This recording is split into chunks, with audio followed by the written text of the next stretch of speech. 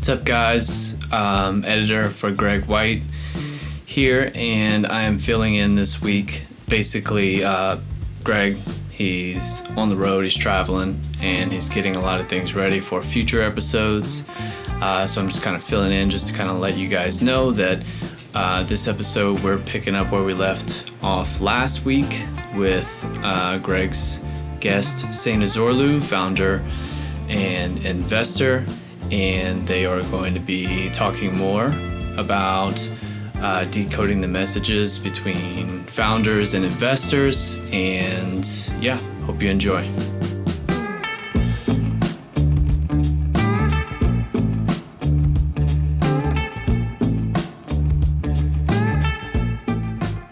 Yes. I think a lot of founders think of their problem as if it's as complex as getting to space and solving navigation problems in space. One of the companies that I'm talking to, right? But it's not all that. It's not all that difficult. But those are the ones that make headlines, and it sort of sets the tone for, oh, that's what it takes to be tech, a tech entrepreneur or a unicorn. Wish somebody had never used that word. But you are absolutely right. Like a lot of startups today, they don't have technology. Yeah. They may have some code, but agricultural companies have code today. Like having code doesn't qualify you to be a technology company. It's a good point. It's a really good point. So, but I think, No. Finish your thought. Definitely. Please finish that thought. No, I was thinking, like one thing we look at in Kubera is always like, is there any differentiating technology? And I wanted to say like how difficult it's been to really identify companies who are building something proprietary. Yes. Like so much code is repurposed. So many algorithms are available on open source software. Right. That it is expensive to build something proprietary, and it's becoming very rare as well. Yeah, a lot of people are using open source or cloud-based shared technologies to build what low code, right. And it's like they can still deliver the end value, but it's like especially for funds like us where that proprietary technology is a differentiator for our investments, it becomes difficult. Balaji loves to ask the question, is this solving a today problem or is it solving a tomorrow problem? And that is really what defines one big aspect of the investability of a company is, does it solve a tomorrow problem? Because if it can be solved with low code, it's much like if it can be solved with an accumulation of open source. What have you really built that somebody else couldn't build? This whole concept of a moat, right? Something that helps you avoid attack, right? And being overrun. Absolutely. And it's like, especially as you know, I look at a lot of future of work stuff, and it's like 99% of future of work deals are today of work. They're not necessarily looking at they're not the future at all. RPA strikes me as one of those types of things. Is it's automating things like invoice reconciliation, that sort of thing. That's not the future. That is the now. Hell, that should have been the 15 years ago. That is the now. Absolutely. And it's wonderful that there's more access to it. So like when you look at that like phase of technology going to mainstream, I think it's wonderful that AI, ML, all of these technologies are going more mainstream, and there's more welcoming towards these technologies from the enterprise. But we use the term human assisted AI a lot when we're looking at AI, where like we want AI to help decision makers make the best decisions. So I think like that's the sweet spot of like what we can do for tomorrow, where let's get rid of all mundane tasks that we're doing today. Right. instead of building the exact same productivity software over and over and over again. And then all of us go back to Trello. Yeah, it's true. I mean, you know, to me, it feels like so much of what's being done, some of it doesn't even necessarily require AI. For instance, Siri, not AI. A lot of AI companies are not AI anyways. Right. It's, Yeah. I mean, mostly RPAs and workflows. Yes, exactly. Lots of linear programming, right? Yeah. So I have to ask you this. How did you acquire these skills? I mean, I know you've been a founder and I know you've been involved in investing, but how did you acquire this ability to kind of break all this down, to understand the investor and founder perspective and apply it so effectively? And I'm asking not for our community here. I'm asking for me because I want to figure out how you did it so I can do it. I think two things. One is I'm a generalist, and there has been many points in my life where that has been very discouraging to me, and I haven't enhanced and sort of owned up to being a generalist. Because if you're ever searching for a job or if you want to be labeled as something, it's very difficult when you're a generalist. But that's who I am. So is that what we would call a jack of all trades in the States? You know a little bit about everything.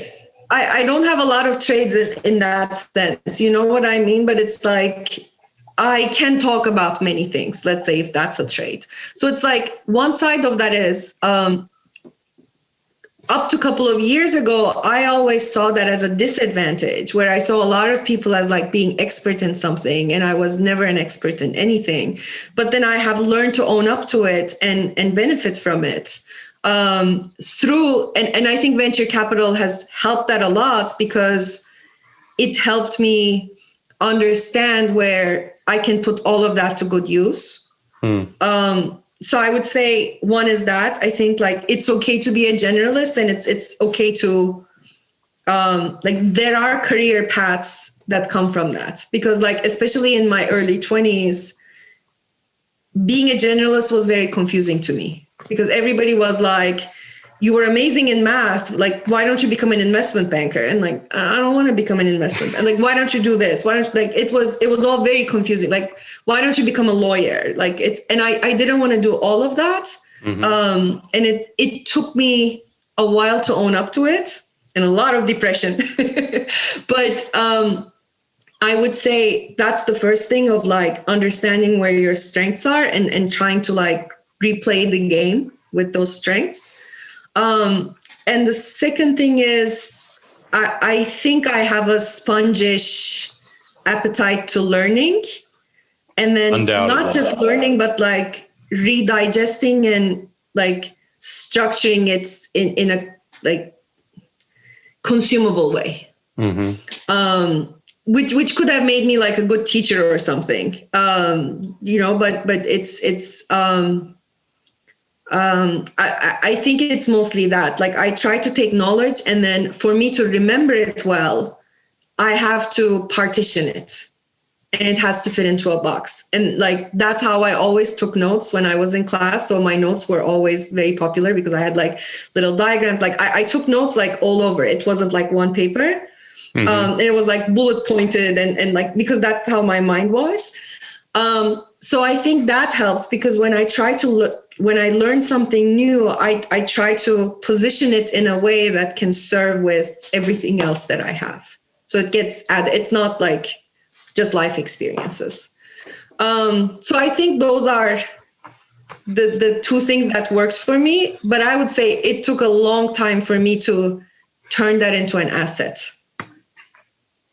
It's really interesting. I hear a lot of familiarity in that discussion. I think you're much more aware and mindful of it than I ever was, though.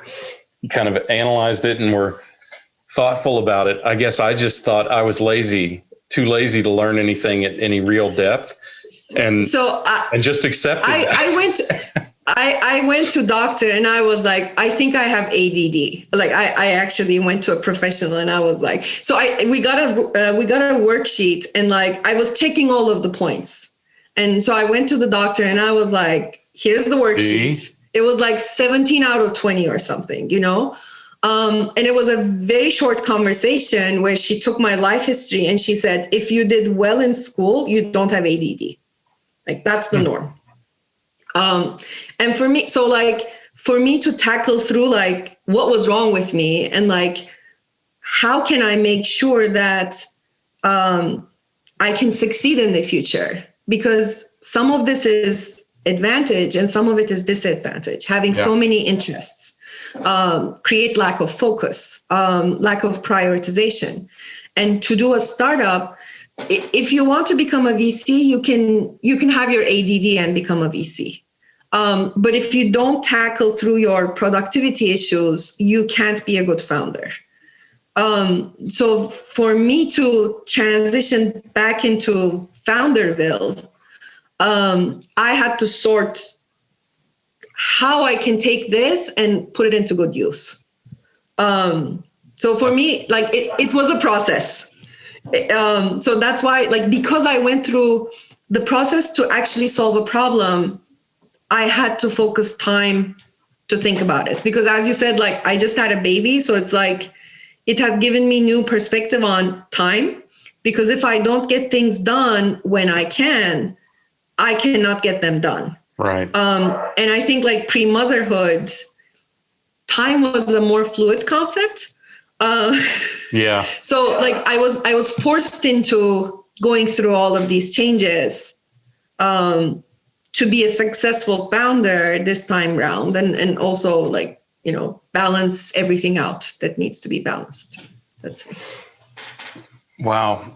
Can I tell you that aside from sharing that, you know, the thing that you've really effectively communicated is why people who are known by other people get funded, get an advantageous position, because you have just communicated effectively why and what you've gone through to be fit to be a founder. And it's that interaction, that, you know, engagement that we have that I go, I totally get her. I get yes. How she's turned that into a gift. And I think it's a good lesson for people is to communicate who you are and be comfortable with it. And find, as so many people say, find your tribe, find those people who get you, who can help you to turn that into something great. Because even as disjointed as we are or have been in the past, Sena,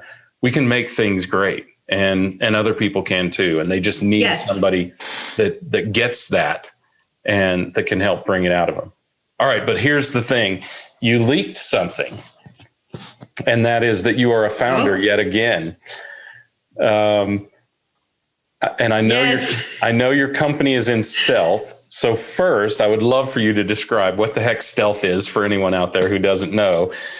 And then anything that you could share with us. Could we get an exclusive here at Tequila Sunrise? Yes and yes.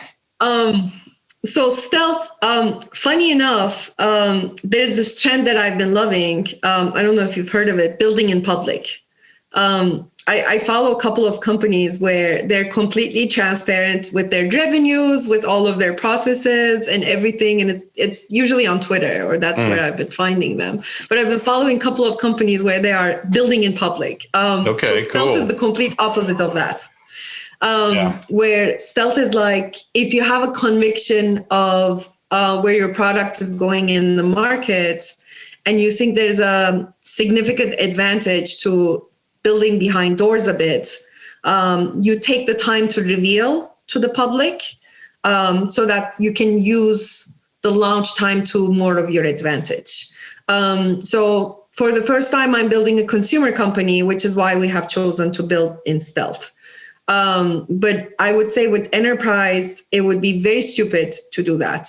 Yeah. Whenever you can have customers, have them. let people break your product. Do not care at all that it looks ugly. Like enterprise is a completely different mindset, whereas consumer is like, you go to market once. Yeah. And especially our product has a hardware component to it. It is not, we're not building hardware, but we are, I say like hardware enabled, where we're using off the shelf hardware to repurpose for a different application. So there isn't that much room for a mistake when you're going to consumer. So for those reasons, we have chosen to stay back a bit, and we have built a group of product testers for us that are using the product, and hopefully they will evolve with the product and become our evangelists. I'll summarize what we do in a little bit. We are a mission-driven company. Our goal is to create an entertainment platform for children so that they can stay active indoors. And we are learning a lot doing that. So it will be a combination of physical activity and gaming and other things. But it's, I want to say it's an entertainment company. It's not an education company, because like everything that's built for the kids these days, they're like, this is education. And I feel like kids are the biggest sponges in the world, and they learn from anything. And everything is education. Yeah, right. Yes, like there's education in everything. Right. So in that sense, I think we are first an entertainment and content company. But with children, you never know where it goes. We are looking at those under 6. We're looking at kids under 6. It's a very tough market to crack.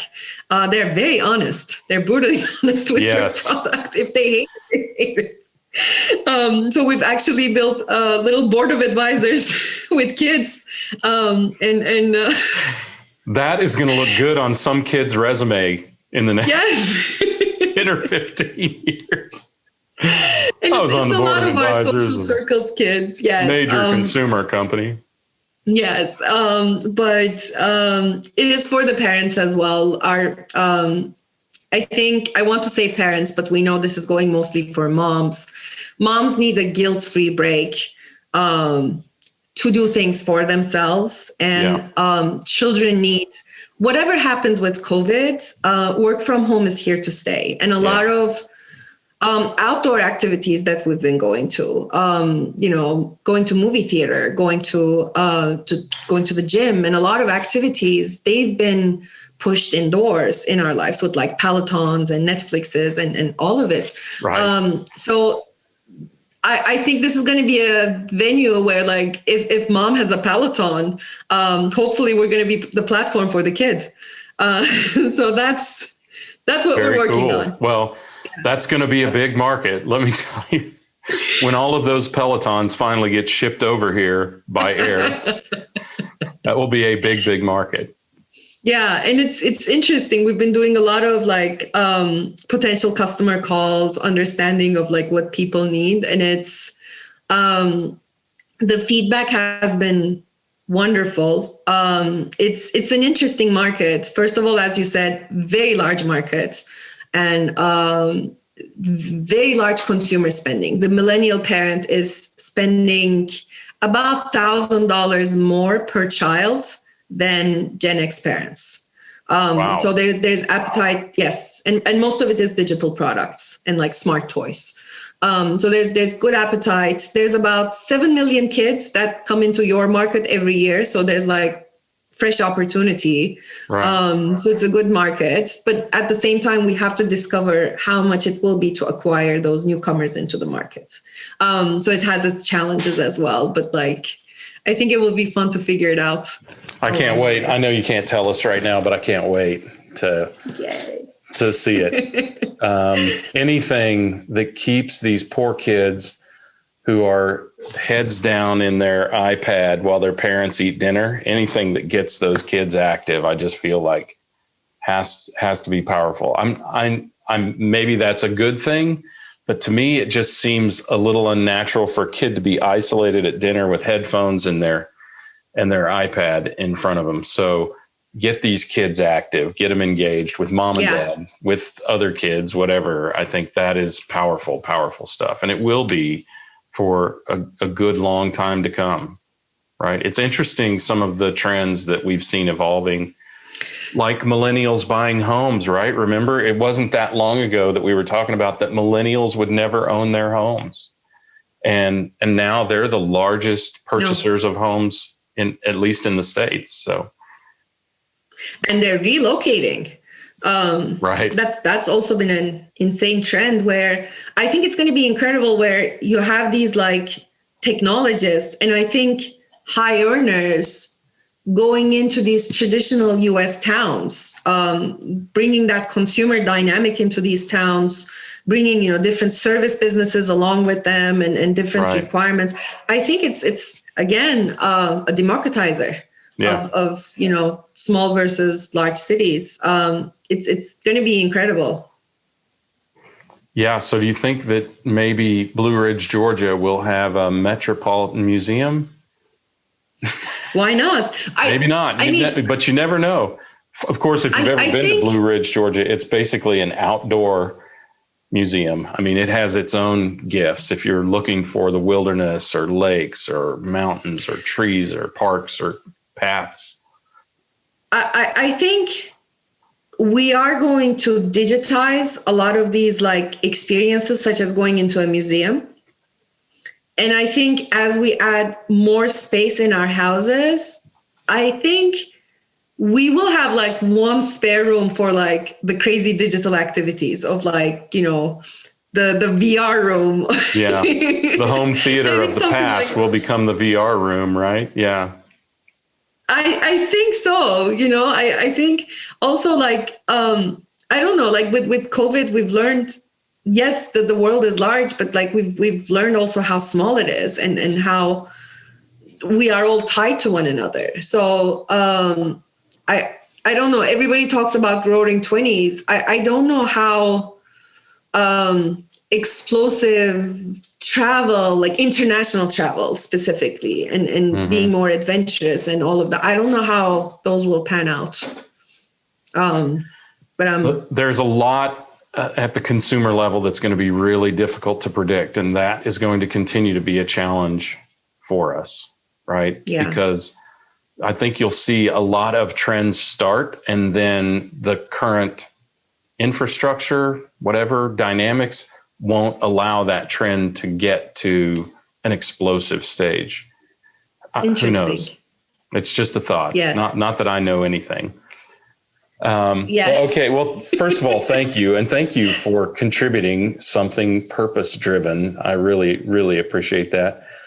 I know you're going to have to take this on as a full-time job, but I'm still going to call you for advice. So you have to answer the phone. I think I will keep some sort of an honorary advisory something title. Yes, with that's the right. phone. That's right. You'll be our advisor. That's right. So that'll be great.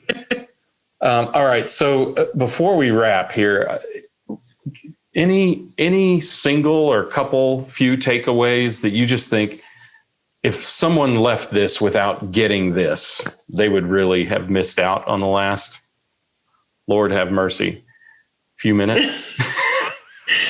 I think two things that we talked about. One was build with purpose. Change an industry, change a lifestyle, change something core, change, navigation of space shuttles, like change something. Yeah. But have that sort of daring vision, to execute something big. I think that's one. And the second is, understand how you grow and race for things that need money. I think those have been the 2 points where we've talked about the most. Yeah, I agree. Those are fantastic. I think a couple of really down to earth aspects of both of those things are build where the problem is. Right. You basically opened with that, build where the problem is. And also funding doesn't buy runway. funding buys, milestones, accomplishments, outcomes. Shouldn't. Yes. Yes. Yeah, that's right. Well, but having said that, I think I may need to go to LA because I think most of my talent for my company is based out of LA. So perfect. That's what I've been finding. Well, you know some people. What am I saying? No, so my co-founder is actually based out of Toronto. So we are a complete remote first company, and we have someone in Latin America, one person in Turkey, and one person in Atlanta. Wow. And one contract person in Austin. So like we are all over. Yeah, very cool. Yeah. That seems like that. I mean, I guess I've been doing that a long time. So that has been sort of my norm for over 20 years, but just over 20. But it is very common, becoming more and more common for companies to be founded remotely. I mean, and it will probably be a year more for you to meet some of your teammates, right? Kubera has been like that. Kubera was remote first from day one. Yeah. I keep forgetting we've never met in person. We've never met in person. I totally forgot that. Yeah, it does feel so natural. Yeah, absolutely. Well, thank you. Those are outstanding takeaways. This has been a great discussion. So much insight. I think people get what I get from you. So I really appreciate you sharing that. Big thanks to you, Sena. Thank you. Sena Zorlu, venture partner at Kubea Venture Capital and co-founder at Stealth Startup, yet to be named. So, Sena, how can our community connect with you? We can share my email. I'm happy to share. Yeah, that's fine. LinkedIn, Twitter. LinkedIn is good. Twitter DMs are open. What's your handle on Twitter? Zorlu Sena. Okay, nice. I would say Twitter and LinkedIn are better than email. I'm not the best email communicator. And it's Sena, Senazorlu. Senazorlu. Yeah. That is me. What could be easier to spell than that? Exactly. All right. Thank you, Sena. Thank you. And thanks to everyone for joining me and Sena. And remember, acknowledge reality, but refuse to be bound by it. How can I help you improve your shot at supply chain tech success? 4 ways. 1, subscribe to Tequila Sunrise and click the notification bell to make sure you get our new video every week. 2, follow me on LinkedIn and see my supply chain summaries every weekday. 3, if you're a startup founder or a growth stage leader and you need an active advisor to help you propel you through your supply chain tech journey, I'm currently considering select strategic advisory roles. Or 4, if you need an incubator or investment for your supply chain tech, find me and reach out on LinkedIn and let's talk.